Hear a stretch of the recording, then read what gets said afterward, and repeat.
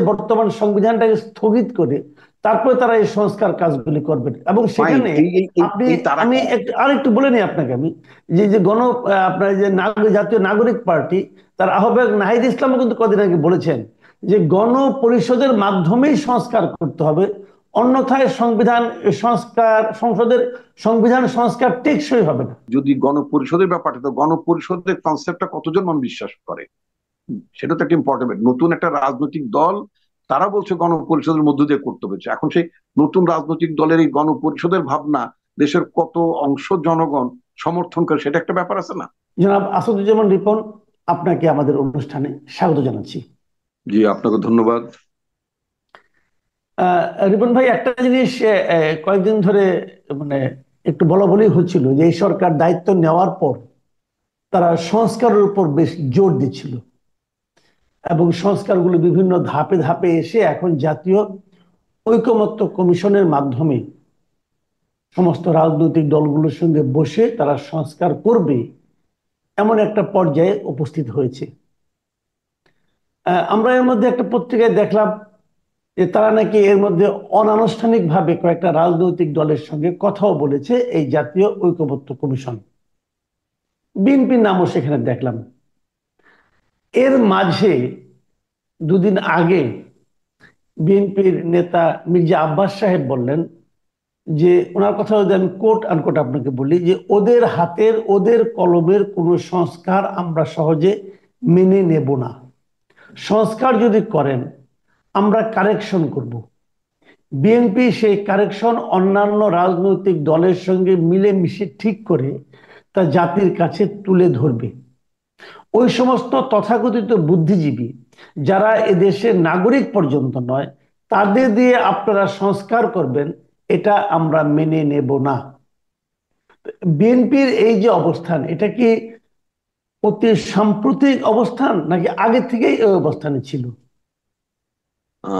ধন্যবাদ আপনাকে। ঠিক মির্জা আব্বাস সাহেব, উনি পার্টির one of the standing committee member. উনি যেভাবে বলেছেন, এই ধরনের আলোচনা সামগ্রিকভাবে পার্টির সিদ্ধান্ত এরকম পর্যায়ে না। এটা হচ্ছে মূল কথা। বিএনপি সংস্কার চায়, বরাবরই এই কথাটাই বিএনপি বলেছে যে বিএনপি সংস্কার চায়, এবং বিএনপি সংস্কার চাই বলেই তো বিএনপি রাষ্ট্র মেরামতে, রাষ্ট্র বিনির্মাণে 31 দফার কথা বলেছে। সুতরাং এবং এই কথাগুলোর সাথে যাদের যাদের আমাদের মিল থাকবে, যেমন মনে করেন আমরা বলেছি যে আপনার প্রধানমন্ত্রী প্রেসিডেন্টের মধ্যে ক্ষমতার ভারসাম্য থাকবে। আমরা বলেছি যে আপনার দুবারে বেশি বা মেয়াদের বেশি প্রধানমন্ত্রী একই ব্যক্তির দায়িত্ব পালন করবেন, ইত্যাদি ইত্যাদি এই বিষয়গুলো আছে। সুতরাং এই বিষয়গুলোর সাথে যাদের সাথে আমাদের ঐকমত্য হবে, নিঃসন্দেহে আমরা সেগুলো তো মেনে নিতেই পারি বা আলোচনা হতেই পারে। আমাদের পার্টির ভারপ্রাপ্ত চেয়ারম্যান তারেক সাহেব বলেছেন, সেটা হলো যে এর চেয়েও যদি আরো নতুন নতুন কোনো প্রস্তাবও যদি আসে, সেই প্রস্তাবগুলো আমরা সংযোজন করতে পারি বা কিছু বিয়োজনও করা যেতে পারে। সুতরাং কোনো একেবারে একটা স্ট্যাটিক জায়গার মধ্যে কিন্তু বিএনপি নেই। বিএনপি যে কথাটি বলতে চায় সেটা হচ্ছে যে সংস্কারটা যদি সাস্টেনেবল হবে তখনই যখন একটা নির্বাচিত সরকার যদি সেটাকে একসেপ্ট করে, এবং এইগুলো তো আলটিমেটলি অনুমোদন করতে হবে পার্লামেন্টের মধ্য দিয়ে, তাই না? এটার জন্য একটা জি। কনসেনসাস হওয়া দরকার। এটা তো আরোপিত কোনো সংস্কার তো আসলে সাস্টেন করবেন। আপনি জানেন 111-এর টাইমে তৎকালীন যে মানে গভর্নমেন্ট ছিল, তারা কিন্তু অনেকগুলো সংস্কারের প্রস্তাব এনেছিল, এটা সত্য। এবং ফাইনালি যে পার্টিটি আপনার 2009 সালে যখন দায়িত্ব গ্রহণ করতে, আওয়ামী লীগের কথাই যদি বলি, আওয়ামী লীগ ক্ষমতা আসলো, তারা কিন্তু আপনার মোস্ট অফ দ্য রেকমেন্ডেশনস এগুলো কিন্তু তারা অ্যাকসেপ্ট করেনি। সেই জন্য সাস্টেনেবল সংস্কার তখনই হতে পারে যখন রাজনৈতিক দলগুলোর মধ্যে আপনার আলোচনা মধ্য দিয়ে যেগুলো গৃহীত হবে, সেটাই হচ্ছে আপনার স্পিরিটটা। তো এর মধ্যে গতকালকে আসার ব্যাপার হচ্ছে যে প্রধান উপদেষ্টা ডক্টর মোহাম্মদ ইউনূস বলেছেন যে ডিসেম্বরের মধ্যে ডেডলাইনটা ঠিক রেখেই আপনার নির্বাচনের আয়োজন হবে এবং এর মধ্যে সংস্কারগুলো এগিয়ে নিতে হবে। আসলে এখানে আপনার খুব বড় মাপের মানে কোনো কিছু নাই। বিষয়টা আপনার যেই জায়গাটায় যে ঠেকবে বা দাঁড়াবে সেটা হচ্ছে যে, যেমন আপনার নাগরিক কমিটির, এখন তো নাগরিক কমিটি না, একসময় নাগরিক কমিটি, যাহা নাগরিক কমিটি তাই আপনার নাগরিক পার্টি, একই জিনিস। তো তারা জি। বলেছে যে আপনার গণপরিষদে নির্বাচন হতে হবে।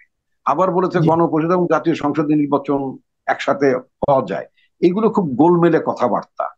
তো আপনার গণপরিষদটা কখনো, যখন একটা রাষ্ট্রের যখন সংবিধান থাকে না, আপনি জানেন, তখন একটা গণপরিষদের মধ্য দিয়ে আপনি মানে নতুন সংবিধান প্রণয়ন করবেন, তাই না?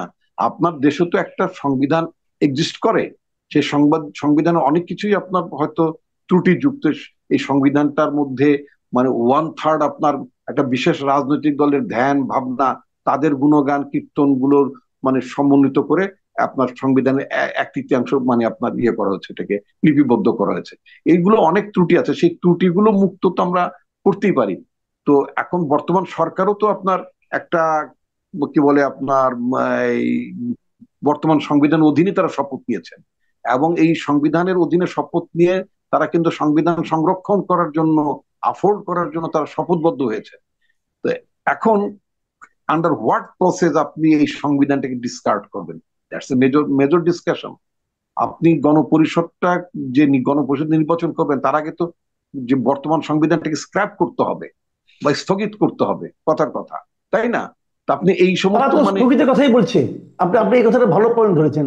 আমি কিন্তু এই ধরনের প্রস্তাবের কথা শুনেছি, যে তারা ভাবছেন যে বর্তমান সংবিধানটাকে স্থগিত করে তারপরে তারা এই সংস্কার কাজগুলি করবেন, এবং ফাইন। সেখানে এই এই এই আপনি, এই তারা আমি আরেকটু বলে নিই আপনাকে আমি, যে যে আপনার যে জাতীয় নাগরিক পার্টি, তার আহ্বায়ক নাহিদ ইসলামও কিন্তু কদিন আগে বলেছেন যে গণপরিষদের মাধ্যমেই সংস্কার করতে হবে, অন্যথায় সংসদের সংবিধান সংস্কার টেকসই হবে না। কারণ টেকসই হবে না মানে কি, মানে গণপরিষদের কনসেপ্টটা আসলে কি বলতে চায় তারা, এবং ওইভাবে সংবিধান সংশোধন না করলে এটা টেকসই হবে না, এর অর্থটাই বা আপনি কি বুঝেন? না, এটা এটা বলতে, এটা আমি যেটা বুঝি সেটা তারা হয়তো এটা বলতে চেয়েছেন যে এখন আপনার আলোচনা করলেন ফাইনালি যে যে আপনার যেই রাজনৈতিক দল বা যারা নির্বাচিত হবেন, তারা যদি সেটা একসেপ্ট না করেন, তাহলে তো সেটা সেই সেই মানে আপনার সংস্কারটা আসলে তো আপনার মানে মানে গ্রহণযোগ্য হবে না বা গৃহীত হবে না। তো এখন সেটা গৃহীত করার জন্য তো আপনার যদি গণপরিষদের ব্যাপারটা, তো গণপরিষদের কনসেপ্টটা কতজন মানুষ বিশ্বাস করে, সেটা তো একটা ইম্পর্টেন্ট। নতুন একটা রাজনৈতিক দল, তারা বলছে গণপরিষদের মধ্য দিয়ে করতে হচ্ছে। এখন সেই নতুন রাজনৈতিক দলের এই গণপরিষদের ভাবনা দেশের কত অংশ জনগণ সমর্থন করে, সেটা একটা ব্যাপার আছে না? জি জি জি জি। আপনার ভাবনাটা আপনি তাহলে আপনি পার্লামেন্টে যান, পার্লামেন্ট নির্বাচনে অংশগ্রহণ করেন, করার পর যদি আপনি মেজরিটি যদি পান, আপনি নির্বাচন আগে আপনি ইশতেহারের মধ্যে বলেন যে আমরা ক্ষমতায় গেলে এক্সিস্টিং যে সংবিধানটা আছে সেই সংবিধানটা আমরা স্ক্র্যাপ করব অথবা স্থগিত করব, করার পরে আমরা একটা গণপরিষদ করব। এগুলো আপনি আপনার ইশতেহারের মধ্যে বলতে পারেন, এবং জনগণ যদি আপনাকে ম্যান্ডেট দেয়, alright, you can do it. কিন্তু জি। আপনি মানে নির্বাচনে অংশ না নিয়ে, পার্লামেন্টে মেজরিটি কমান্ড না করে, আপনি তো এই মানে কোনো প্ল্যাটফর্ম থেকে দাঁড়িয়ে যদি বলেন যে আপনি ইয়ে করবেন, গণপরিষদ করবেন, অথবা কোনো রাজনৈতিক দল যদি বলে, কথার কথা, কোনো এখন যদি বাংলাদেশের কমিউনিস্ট পার্টি সিপিবি, তারা যদি বলে যে আমরা ইয়ে করতে চাই, কি বলে আপনার মানে রাশিয়ান স্টাইলে অথবা চীনা স্টাইলে আমরা শাসন ব্যবস্থা করতে চাই, একবার ওই ধরনের একটা সংবিধান তৈরি করলেন। এই সংবিধানটা তো গ্রহণ করার জন্য একটা প্ল্যাটফর্ম লাগবে, একটা ফোরাম লাগবে তো, নাকি? তো সেই রাইট। ফোরামটা কোনটা? সে ফোরামটা তো আপনার পার্লামেন্ট। তো সেই জি। পার্লামেন্টে যাওয়ার জন্য তো আপনাকে নির্বাচনে যেতে হবে, সেই নির্বাচনে আপনার মেজরিটি কমান্ড করতে হবে। তো মেজরিটি কমান্ড না করে আপনি কি করে আপনি মানে আপনার ভাবনাগুলো আপনি ইমপ্লিমেন্ট করবেন? আচ্ছা, এর মাঝখানে আরেকবার আমরা দেখলাম ডক্টর আলী রিয়াজ বলেছিলেন যে অধ্যাদেশের মাধ্যমে নাকি সংবিধান সংশোধন করা যায়। এটাকে আপনি কিভাবে ভাবছেন? আপনি অধ্যাদেশের মধ্য দিয়ে তো আপনি সংবিধান সংশোধন, আপনি একটা সংশোধনের প্রস্তাব আনতে পারেন, কিন্তু সেটা গ্রহণ করবে কে?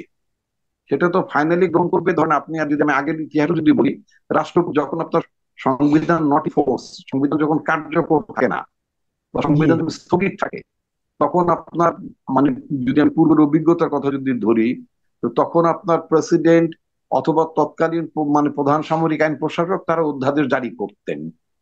তো অধ্যাদেশ জারি করতেন, তারপরে আপনার পার্লামেন্টে যখন অধিবেশন হতো, সেই অধিবেশনে এইগুলো উত্থাপিত হতো। উত্থাপিত হওয়ার মধ্যে যেগুলো গ্রহণ করা হতো সেগুলো আইনে পরিণত হতো, যেগুলো গ্রহণ হতো সেগুলো আইনে থাকতো না, এটি তো স্বাভাবিক। কিন্তু আপনি জি। অধ্যাদেশ জারি করলেন, সেই অধ্যাদেশটা এনডোর্স করবে কারা? আপনি হ্যাঁ, ওটা অবশ্যই তো অধ্যাদেশ, পরবর্তী সংসদে এন্ডোর্স করতে হবে, রাইট? হ্যাঁ, তা আমরা তো সে কথাটি বলছি।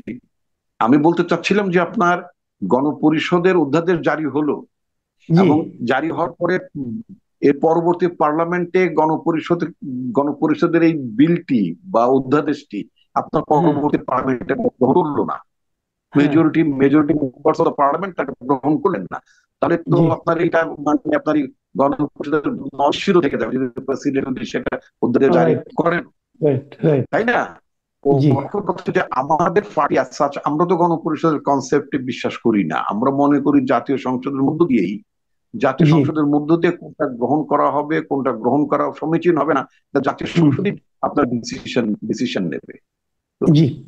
আচ্ছা, আমি এখন একটা অন্য এখানে প্রসঙ্গে একটু আসি। আমি একটা অন্য জি প্রসঙ্গে আলোচনা আমরা শেষ পর্যায়ে চলে এসেছি। যে বিএনপির ভারপ্রাপ্ত চেয়ারম্যান তারেক রহমান বলেছেন গতকালকে যে ১/১১ সময়কার মতো বিএনপির বিরুদ্ধে মিডিয়া ট্রায়ালের প্রেক্ষাপট তৈরির চেষ্টা হচ্ছে। তো এই কথাটা উনি আসলে কোন প্রেক্ষিতে বললেন? আসলে কি সেরকম কিছু হচ্ছে? আপনার চোখেও কি পড়ছে? সেটা কেন, কিভাবে, এবং কোনটা দেখে আপনার আমার মনে হলো যে মিডিয়া ট্রায়ালের একটা আমার কাছে চেষ্টা যেটা হচ্ছে? মনে হয় সেটা আপনি দেখবেন যে মানে অতি সম্প্রতি আপনার কিছু মিডিয়াতে বিএনপির, অফকোর্স মিডিয়ার দায়িত্ব বা সুশীল সমাজের দায়িত্ব বা ডেমোক্রেটিক সোসাইটির দায়িত্ব হচ্ছে রাজনৈতিক দল, রাজনৈতিক নেতৃত্ব, তাদের কর্মসূচির চুলচেরা বিশ্লেষণ হবে, সমালোচনা থাকবে নিঃসন্দেহে। আপনি জি কোনো ব্যক্তি বা কোনো প্রতিষ্ঠান সমালোচনার মধ্যে না এক। আমরা যে গণতন্ত্র বিশ্বাস করি, রাষ্ট্রকে প্রশ্ন করতে হবে, রাষ্ট্র পরিচালনায় যারা থাকবেন তাদেরকে প্রশ্ন করতে হবে, বা রাষ্ট্র পরিচালনার ভবিষ্যৎ অংশীদার যারা হতে চান, হতে পারেন সম্ভব, তাদেরকেও প্রশ্ন করা যাবে। আমি ব্যক্তিগত বিশ্বাস করি যে প্রশ্নহীন সমাজ সেটা আসলে কোনো গণতান্ত্রিক সমাজ না। কিন্তু আপনি প্রশ্ন করার নামে যদি আপনি কাউকে মেলাইন করার যদি একটা ইল ডিজাইন থাকে, যেমন এখন দেখবেন মানে নানাভাবে বিএনপি যেহেতু একটা আগামীতে পত্রিকাতে সুশীল সমাজের আলোচনাগুলোতে যে বিষয়টা ফুটে ওঠে, সেটা হচ্ছে যে আগামীতে যে সময় নির্বাচনটা মানে একটা সম্ভাব্য নির্বাচন তো আপনি 5-10 বছর পর কোনো কারণ নেই, অর্থাৎ ইমিডিয়েট মানে ইসের যে নির্বাচনের একটা সম্ভাবনা দেখা দেয়। প্রধান উপদেষ্টা বাসায় ডিসেম্বর, বা তিনি আগে বলেছেন যে মানে আরো 2-3 মাস দেরি হতে পারে, এমন কি আপনার আগামী জুন, সবকিছু মিলিয়ে যেটা যে মানে নির্বাচনের যে আমরা একটা রোড ম্যাপের কথা আমরা অনুমান করি বা শুনতে পাচ্ছি, সেখানে নির্বাচন হলে একটা বিএনপিতে ফেয়ার ইলেকশন হলো বিএনপির সেই নির্বাচনে বিজয়ী হওয়ার একটা সম্ভাবনা প্রবল। এই ধরনের একটা পার্সপেক্টিভ যখন বিএনপি সম্পর্কে বিভিন্ন নেতিবাচক প্রচারণা চলে, তখন যেন মনে হয় যে এখানে কোন মহল, কোন শক্তি তারা বিএনপিকে মেলাইন করার নামে নামে তারা অন্য কিছু প্রচ্ছন্ন ভাবে বাংলাদেশের রাজনীতিতে চাপিয়ে দেওয়ার চেষ্টা করা হচ্ছে। এটা এটা এটা মনে হতে পারে। সাম্প্রতিককালে আপনি দেখবেন যে বিভিন্ন পত্রপত্রিকা খুলে আপনি দেখতে পাবেন বিএনপি অমুক নেতা, দেখা গেল একটা ইউনিয়ন পর্যায়ের লোক, তো পার্টিতে তার কোনো পদও নেই, পার্টিতে কোনো পদও নেই, দেখা গেল সে দলীয় শৃঙ্খলা বিরোধী একটা কাজ করেছে। করতেই পারে, একটা একটা মানে আপনার গণভিত্তিক একটা রাজনৈতিক দল, এটা তো আপনার ক্যাডার পার্টি না, একটা একটা একটা গণসংগঠন। এই গণসংগঠনে একেবারে আপনার 55,126 বর্গ মাইলের এই দেশটাতে একটা গ্রামে আপনার মানে কমপক্ষে সক্রিয় 10টা বিএনপির মানে আপনার কর্মী আছে। এর মধ্যে দেখা গেল যে কেউ ব্যক্তিগত ভাবে দেখা গেল কেউ একজনের মানে তার প্রতিবেশীর সাথে ব্যক্তিগত ঝাঁটি আছে, তার পুকুরের মাছ ধরে ফেলে, তাহলে পুকুরের জমির মালিকানা নিয়ে তাদের একটা পারিবারিক বিরোধ আছে, থেকে নিউজ আসলো বিএনপি নেতা পুকুর দখল, তাই না? এইগুলো গ্রাম এলাকায় জায়গা জমি নানান কিছু নিয়ে আপনার মানে বা প্রতিবেশীর সাথে শরীরদের সাথে ভেজাল থাকে। এই ধরনের নিউজ গুলো ফোকাস করার সময় বলা হয় যে সে বিএনপির কিন্তু মানে কোন ইউনিয়ন পর্যায়ের কোনো পদধারী কর্মীও না, কিন্তু তাকে নিউজটা করার সময় বলে দেয় যে বিএনপির নেতা, মানে অ্যাজ ইফ যেন বিএনপির স্ট্যান্ডিং কমিটির কোন নেতা এরকম একটা মানে কাজ করেছে। তো যাই হোক, তো এই ধরনের একটা মানে মিডিয়াতে বিএনপির বিরুদ্ধে একটু নেতিবাচক প্রচারণাটা খুব বেশি মাত্রায় সক্রিয় থাকার কারণে আমাদের মনে হচ্ছে যে বিএনপি একটু কি বলে অনেক বেশি সম্ভাবনাকে একটু একটু মূল্যমান করে, একটু হ্রাস করে দেওয়ার একটা প্রবণতা হয়তো কারোর মধ্যে কাজ করছে। আমি আপনাকে শেষ প্রশ্নটাই করছি। আপনি যে কথাটা বললেন এই প্রশ্নের আমি একটা আপনার সাপ্লিমেন্টারি একটা কোশ্চেন করতে চাই। আপনি যেভাবে ছোট ছোট অপরাধের কথা বললেন, অথবা পদবিহীন বিএনপি সমর্থকের অপকর্মের কথা বললেন, এটা যেমন সত্য, পাশাপাশি আপনি কি মনে করেন যে মাঠ পর্যায়ে এখনো বড় ধরনের চাঁদাবাজি, বড় ধরনের এই ধরনের দখলদারিত্বের মধ্যে বিএনপির মানে অনেক বড় নেতারাও কি সম্পৃক্ত নয়? আপনি এরকম বলতে চাচ্ছেন সবই কি এরকম ছোটখাটো হচ্ছে? এবং বড় না, ঘটনাগুলো যদি হয়, আমি একটু শেষ করে দিই, বড় ঘটনাগুলো যদি বেরিয়ে আসে, এগুলো যদি বেরিয়ে আসে পত্রপত্রিকার মাধ্যমে, তো এটাকে আপনারা নেগেটিভ ভাবে নিচ্ছেন কেন? এটা তো আপনাদের জন্য ভালো, আপনারা জানতে পারছেন কোথায় কি আমরা হচ্ছে। কিন্তু আমরা কিন্তু নেগেটিভ ভাবে নিচ্ছি না। যেমন আপনাকে ছোট্ট একটা উদাহরণ দিই। আমার নির্বাচনী আসন মুন্সিগঞ্জ 2, সেখানে আমার পার্শ্ববর্তী ইউনিয়নে বিএনপির যিনি প্রেসিডেন্ট ছিলেন, বিএনপির যারা সেক্রেটারি ছিলেন, তারা কি করেছিলেন, ওখানে একটা এক্সিস্টিং আপনার ঘাটটা আছে, সেই হুম, ঘাটের ইজারাদার ছিল আওয়ামী আওয়ামী কি বলে মানে আওয়ামী লীগের কৃষক সংগঠন বা এরকম শ্রমিক সংগঠনের এক নেতার নামে লিস্ট দেওয়া ছিল। জি, তো বিএনপির স্থানীয় নেতারা, ওই ওই ইউনিয়ন সংগঠন স্থানীয় নেতারা, নেতাদের মধ্যে 2-3 জন তারা ওদের সাথে সংযুক্ত হয়ে সংযুক্ত ব্যবসার ব্যবসার মধ্যে ঢুকেছিল। এটা নিয়ে প্রথম আলোতে একটা নিউজ আসে। নিউজ আসার পরে সাথে সাথে কিন্তু আমাদের পার্টির ভারপ্রাপ্ত চেয়ারম্যান তারেক রহমান, একটা ইউনিয়ন লেভেলের কথা বলছি, পদধারী জি, পদধারী নেতা ছিল তারা, ইউনিয়ন ইউনিয়ন কমিটির প্রেসিডেন্ট ছিল। তারেক রহমান সাহেব কিন্তু আপনার স্ট্রেইট কাট কমিটি ডিসলভ করে দিয়েছে এবং পার্টি জি, পার্টি থেকে তাদের বসে। সুতরাং মিডিয়াতে আপনার যখন কোনো নিউজ আসে, তখন হুম, তাৎক্ষণিকভাবে আমাদের পার্টির তরফ থেকে কিন্তু আমরা এটাকে ইনভেস্টিগেট করি। আমরা যদি এটা সত্যতা পাই, তার বিরুদ্ধে ব্যবস্থা নিই। গত 15 তারিখে, হ্যাঁ, এই গত 15 তারিখেই আপনার গ্রেটার ফরিদপুরে, অর্থাৎ ফরিদপুর, গোপালগঞ্জ, রাজবাড়ী, আপনার শরীয়তপুর, হ্যাঁ, সব মিলে আপনার যে 5টা জেলা, হ্যাঁ, রাজবাড়ী, গোপালগঞ্জ, ফরিদপুর, শরীয়তপুর, এসব মিলে যে 5টা জেলা, 5টা জেলা নিয়ে আমরা একটা বর্ধিত সভা করলাম। সেখানেও কিন্তু আমরা ওয়ার্ন করেছি এবং আমরা বলেছি যে জেলার নেতৃবৃন্দ উপজেলায় যাবে, উপজেলায় যে ইউনিয়ন লেভেলে যাবে, এই ধরনের ঘটনাগুলি পত্রপত্রিকা যেগুলো আসে, পত্রপত্রিকা আসুক আর না আসুক, মানুষের মধ্যে কোনো আলোচনা আছে, দলের কোনো পর্যায়ের কোনো নেতা কর্মী দলের নাম ভাঙিয়ে যদি কেউ যদি কোনো অপরাধ কর্মকাণ্ডের মধ্যে কেউ যুক্ত হয়ে যায়, সেটাকে ফাইন্ড আউট করতে আমরা বলেছি এবং তাদের বিরুদ্ধে ব্যবস্থা নিতে বলছি। আরো প্রয়োজন বলে আমাদের কাছে, যেমন আমি একটা বিভাগের টিম লিডারের দায়িত্ব পালন করছি, পার্টির এই অ্যাক্টিভিটি গুলো মনিটর করার দায়িত্ব প্রাপ্ত আমি। আমরা কিন্তু ব্যবস্থা নিচ্ছি না তা না, very much we are active. আমি যেমন করছি, একইভাবে অন্য বিভাগের দায়িত্বপ্রাপ্ত যারা আছেন, যারা তারা প্রত্যেকেই কিন্তু আমাদের ব্যাপারে অত্যন্ত অ্যালার্ট আছে। অর্থাৎ ইন এনি ওয়ে পার্টির ভাবমূর্তি ক্ষুণ্ণ হতে পারে কোনো ব্যক্তি বিশেষের, তাদের কোনো লোভ, স্থানীয়ভাবে তাদের কোনো লোভের কারণে অথবা তাদের বাড়াবাড়ির কারণে পার্টির ইমেজ ক্ষুণ্ণ হতে পারে, সেটা কিন্তু আমরা একেবারে জিরো টলারেন্সের জায়গায় নিয়েছি। আমরা কিন্তু এটা একেবারে আমরা অ্যালাউ করছি না। জি, আমাদের আমাদের এই প্রচেষ্টা, আমাদের এই ইনিশিয়েটিভটাকেও কিন্তু আপনার মিডিয়া বা সমাজ যারা আছেন তাদের অ্যাপ্রিসিয়েট করতে হবে। বিএনপি তো ব্যবস্থাগুলো নিচ্ছে, মাত্রই ব্যবস্থা নিচ্ছে এবং তদন্তপূর্ব ব্যবস্থা নিচ্ছে। জি। অনেক ধন্যবাদ জনাব আসাদুজ্জামান রিপন। আপনি আপনার ব্যস্ততার মধ্যে আমাদের সময় দিলেন, এই জন্য না না, আমাদের ধন্যবাদ কৃতজ্ঞতা জানবেন। মাসুদ ভাই। আপনার সাথে প্রোগ্রাম করতে তো খুব আমি আনন্দ বোধ করি। প্রিয় দর্শক, আপনারা শুনলেন এই যে বিএনপির ভাইস চেয়ারম্যান জনাব ডক্টর আসাদুজ্জামান রিপনের মন্তব্য, তার পার্টি সম্পর্কে এবং তার পার্টির বিভিন্ন দৃষ্টিভঙ্গি সম্পর্কে, এবং সর্বোপরি সংস্কার কর্মসূচি যেটা চলছে, যা নিয়ে কেউ কেউ বিতর্ক করছেন, কেউ কেউ আপত্তি করছেন, এবং ওনার দল কি ভাবছে সে বিষয়ে আপনারা পরিষ্কার বুঝতে পারলেন, শুনতে পারলেন।